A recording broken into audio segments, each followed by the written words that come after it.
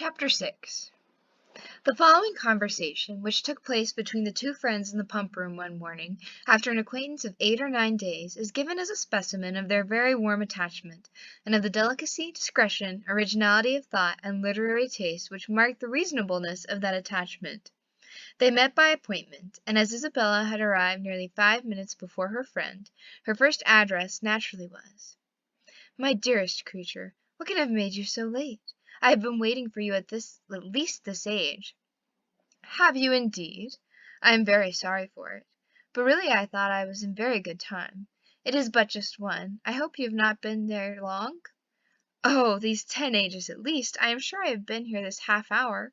But now let us go and sit down at the other end of the room, and enjoy ourselves. I have 100 things to say to you. In the first place, I was so afraid it would rain this morning, just as I wanted to set off. It looked very showery, and that would have thrown me into agonies. Do you know, I saw the prettiest hat you can imagine in a shop window in Milsom Street just now, very like yours, only with coquelicot ribbons instead of green. I quite longed for it. But, my dearest Catherine, what have you been doing with yourself all morning? Have you gone on with Udolpho?" "Yes, I have been reading it ever since I woke, and I am got to the Black Veil." "Are you indeed? How delightful! Oh, I would not tell you what is behind the Black Veil for the world. Are you not wild to know?" "Oh, yes, quite. What can it be? But do not tell me. I would not be told upon any account. I know it must be a skeleton. I am sure it is Laurentina's skeleton. Oh, I am delighted with the book. I should like to spend my whole life in reading it. I assure you, if it had not been to meet you, I would not have come away from it for all the world." "Dear creature, how much I am obliged to you, and when you have finished Udolpho, we will read the Italian together, and I have made out a list of 10 or 12 more of the same kind for you." "Have you indeed? How glad I am! What are they all?" "I will read you their names directly. Here they are in my pocket-book: Castle of Wolfenbach, Clermont, Mysterious Warnings, Necromancer of the Black Forest, Midnight Bell, Orphan of the Rhine, and Horrid Mysteries. These will last us some time." "Yes, pretty well. But are they all horrid? Or are you sure they are all horrid?" "Yes, quite sure. For a particular friend of mine, a Miss Andrews, a sweet girl, one of the sweetest creatures in the world, has read every one of them. I wish you knew Miss Andrews. You would be delighted with her. She is netting herself the sweetest cloak you can conceive. I think her as beautiful as an angel, and I am so vexed with the men for not admiring her. I scold them all amazingly about it." "Scold them? Do you scold them for not admiring her?" "Yes, that I do. There is nothing I would not do for those who are really my friends. I have no notion of loving people by halves. It is not my nature. My attachments are always excessively strong. I told Captain Hunt at one of our assemblies this winter that if he was to tease me all night I would not dance with him, unless he would allow Miss Andrews to be as beautiful as an angel. The men think us incapable of real friendship, you know, and I am determined to show them the difference. Now, if I were to hear anybody speak slightingly of you, I should fire up in a moment. But that is not at all likely, for you are such the kind of girl to be a great favorite with the men." "Oh, dear!" cried Catherine, coloring. "How can you say so?" "I know you very well.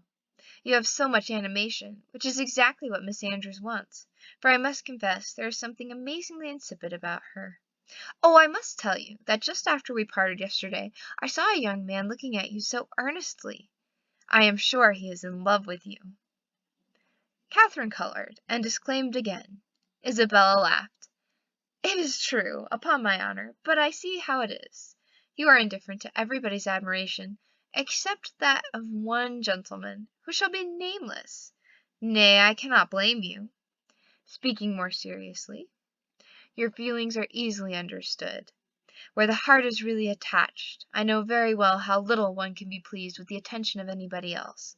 Everybody is so insipid, so uninteresting, that does not relate to the beloved object. I can perfectly comprehend your feelings. But you should not persuade me that I think so very much about Mr. Tilney, for perhaps I may never see him again." "Not see him again! My dearest creature, do not talk of it.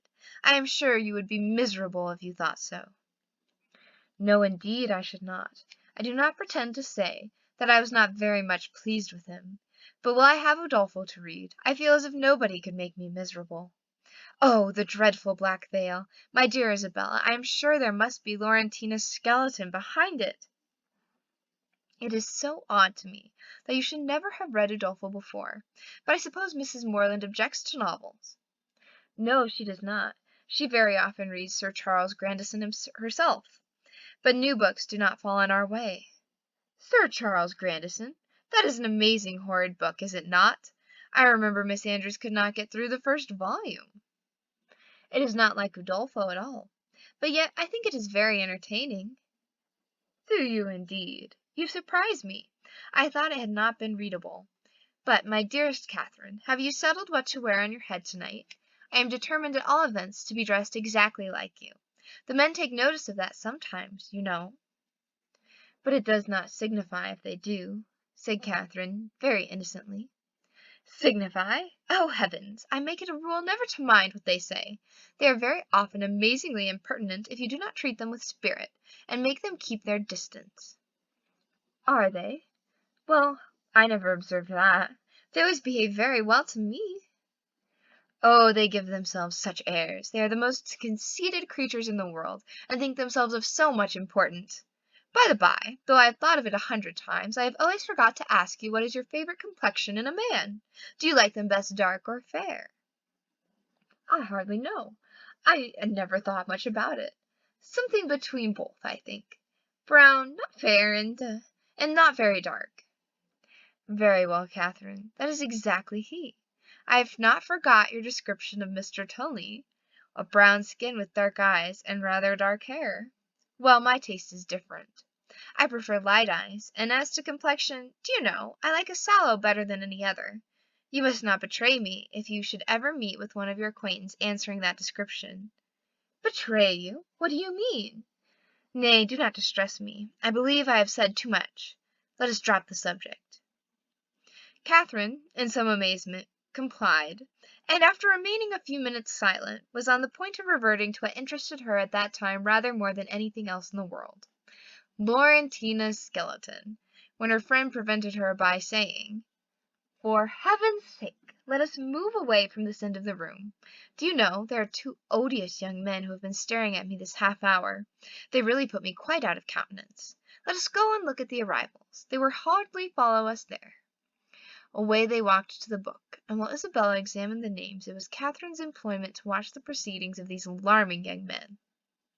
They are not coming this way, are they? I hope they are not so impertinent as to follow us. Pray let me know if they are coming. I am determined I will not look up. In a few moments Catherine, with unaffected pleasure, assured her that she need not be longer uneasy, as the gentlemen had just left the pump-room. "And which way are they gone?" said Isabella, turning hastily round. One was a very good-looking young man. "They went towards the churchyard." "Well, I am amazingly glad I have got rid of them. And now, what say you to going to Edgar's Buildings with me, and looking at my new hat? You said you should like to see it." Catherine readily agreed. "Only," she added, "perhaps we may overtake the 2 young men." "Oh, never mind that. If we make haste we shall pass by them presently, and I am dying to show you my hat. But if we only wait a few minutes there will be no danger of our seeing them at all." "I shall not pay them any such compliment, I assure you. I have no notion of treating men with such respect. That is the way to spoil them." Catherine had nothing to oppose against such reasoning, and therefore, to show the independence of Miss Thorpe, and her resolution of humbling the sex, they set off immediately, as fast as they could walk, in pursuit of the 2 young men.